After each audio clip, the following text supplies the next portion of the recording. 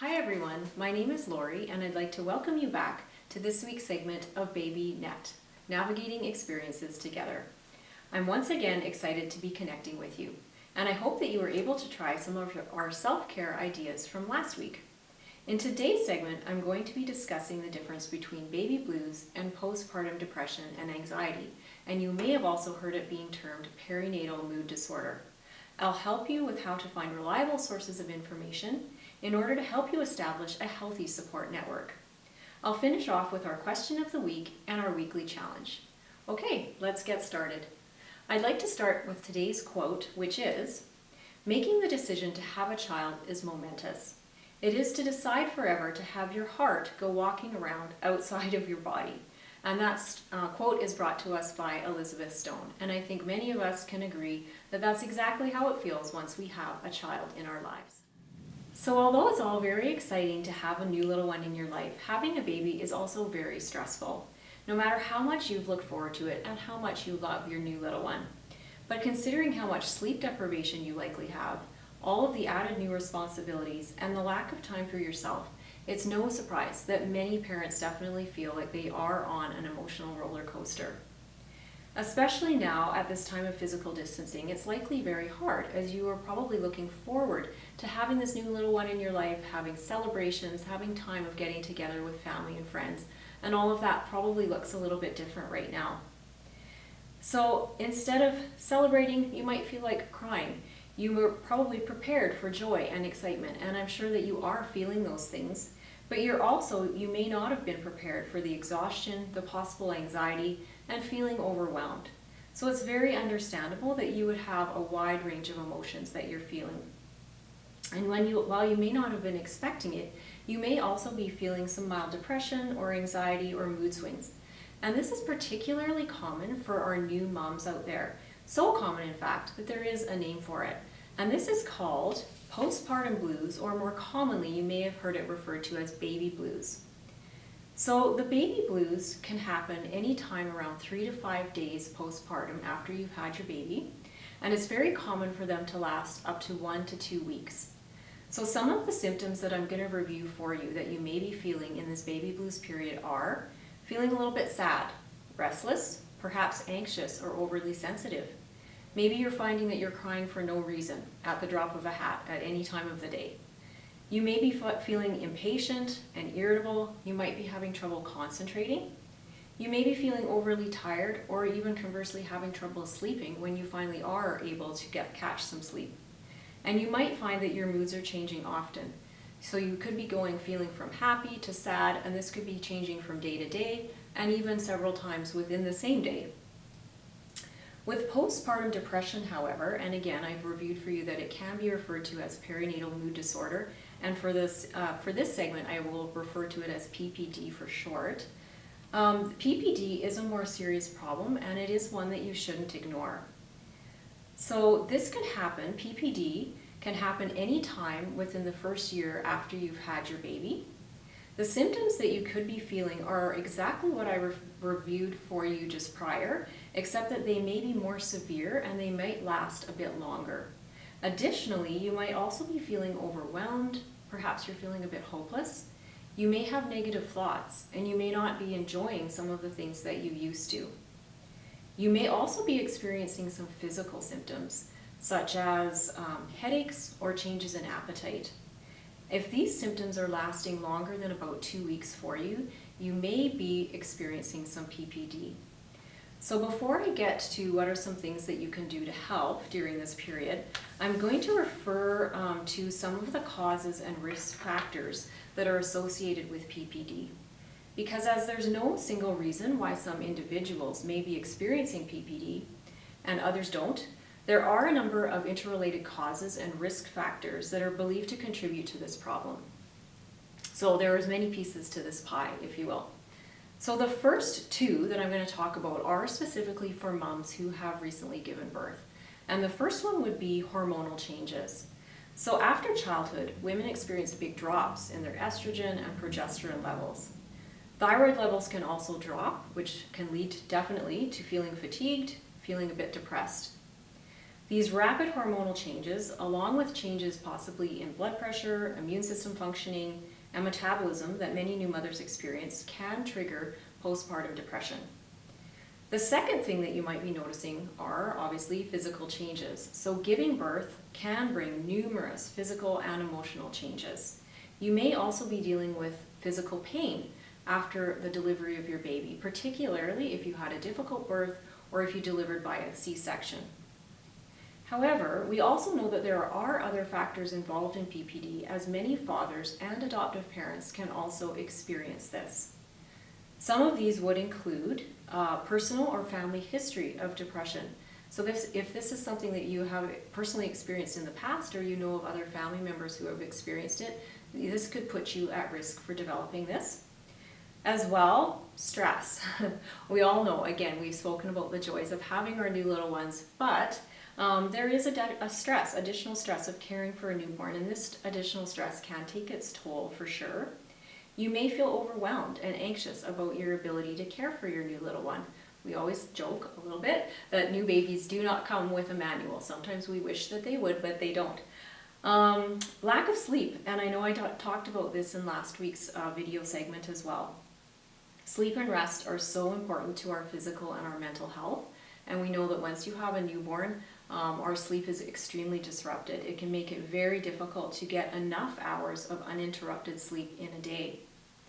As well, there may be lack of family support and financial instability and uncertainty. And with these last two risk factors, these are especially when I was writing this up for this week, thinking about at this time that we're in right now with our COVID pandemic, there may be family support that you were possibly counting on for some of those practical supports throughout the house, family members that were wanting and able to help you that just are not able to see you at this time. So that could be placing additional stress on you. As well, many people are experiencing exactly job loss, financial instability, and uncertainty in these times. So we just want to encourage you that we understand and we are here for you during that. So if you think that you or your partner may be suffering from PPD, it's very important that you seek help.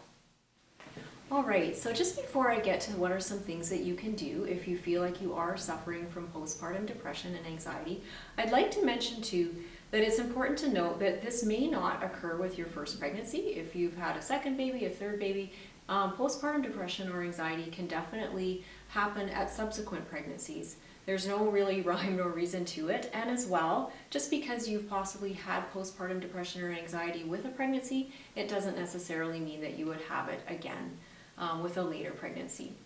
So what are some things available that you can do if you feel like you are suffering from postpartum depression or anxiety? We would like to reassure you that it can be treated. There are some helpful strategies that we have for you, including, number one, to check in with your primary healthcare provider, with your family physician.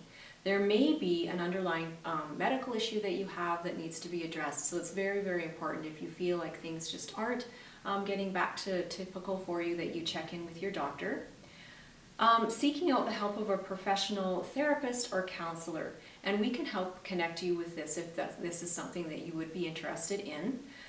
We know, obviously, during this time of COVID that they would not probably be able to see you in person, but I know that they are looking into different online platforms that are available to help during this COVID time. The next thing I'd like to mention to you is attending a support group. Many moms find that this can be very helpful to attend a support group.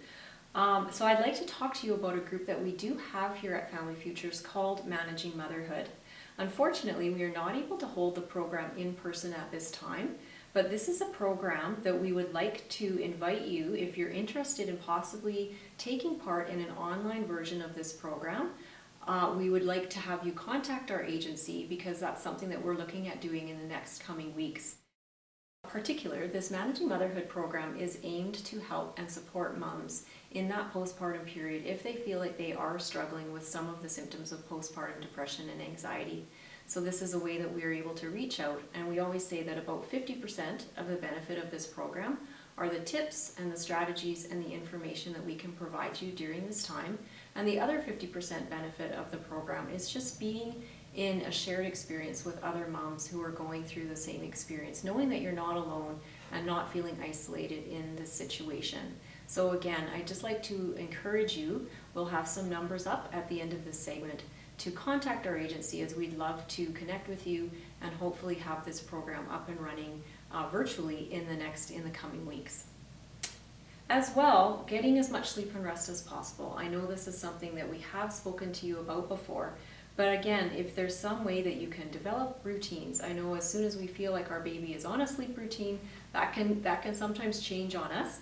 That can be difficult, but as much as possible, if you have your baby going to bed at a certain time each night, to having those small routines can help our body just kind of get into that relaxation mode, so that when we are ready to go to bed, you're able to fall asleep.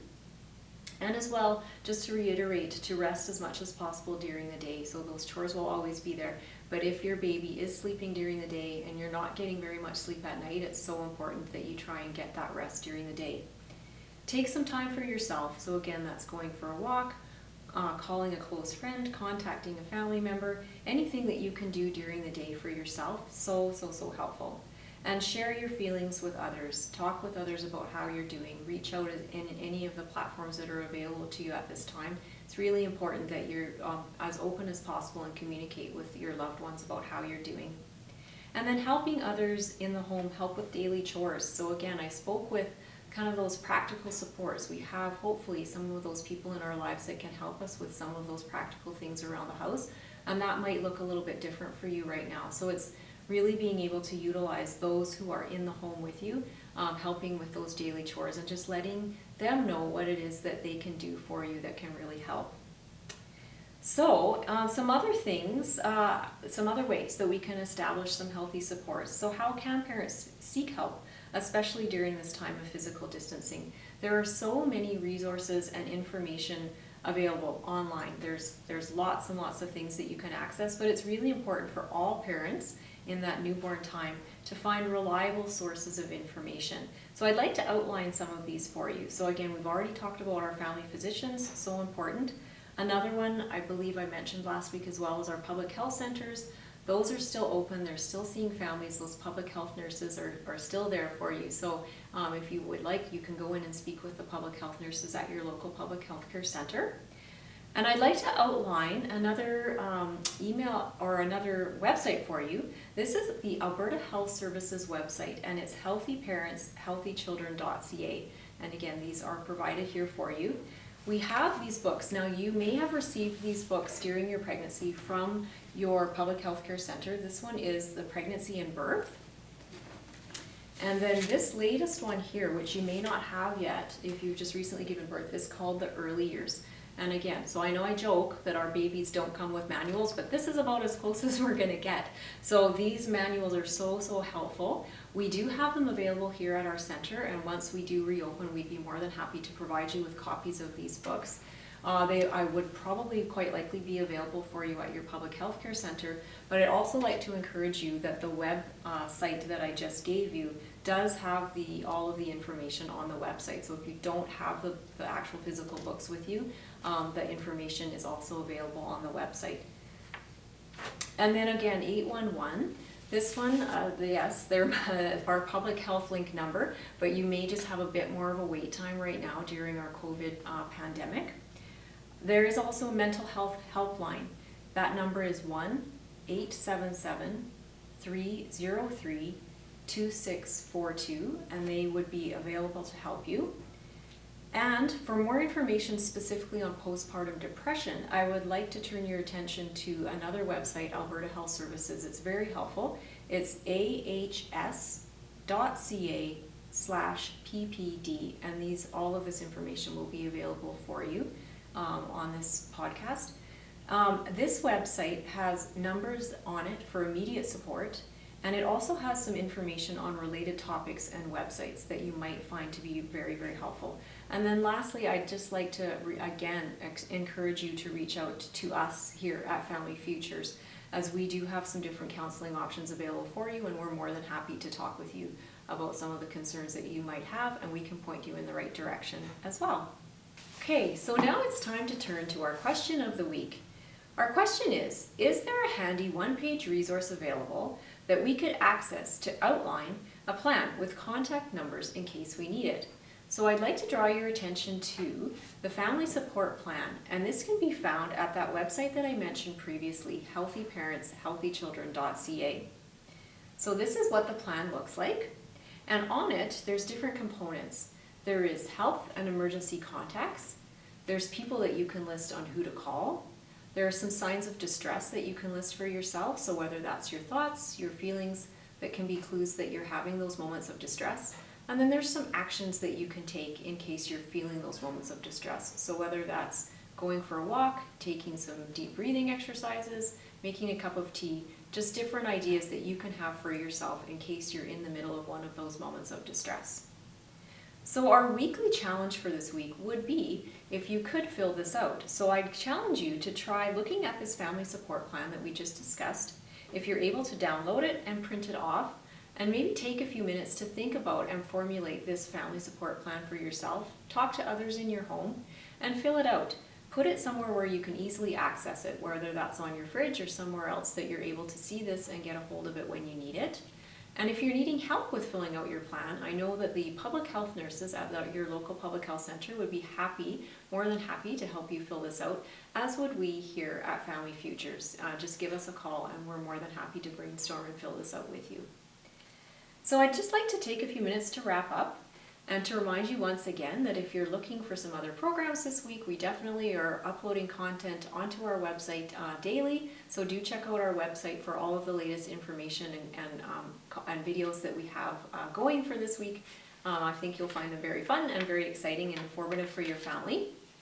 And then I would also just like to let you know that next week, on the next Tuesday, I will be discussing attachment and bonding with your baby and other ways to strengthen the relationship that you have with your baby. Just a reminder too, to reach out to us if you have any needs or any questions at all. And if you're interested in our Managing Motherhood virtual program that we're hoping to get going. And to remind you too that all of our programs are provided at free of charge. So there's no cost to you for our programs. So thank you once again for watching this week's BabyNet program. I hope that you have a great week and I hope that you stay safe. Bye for now.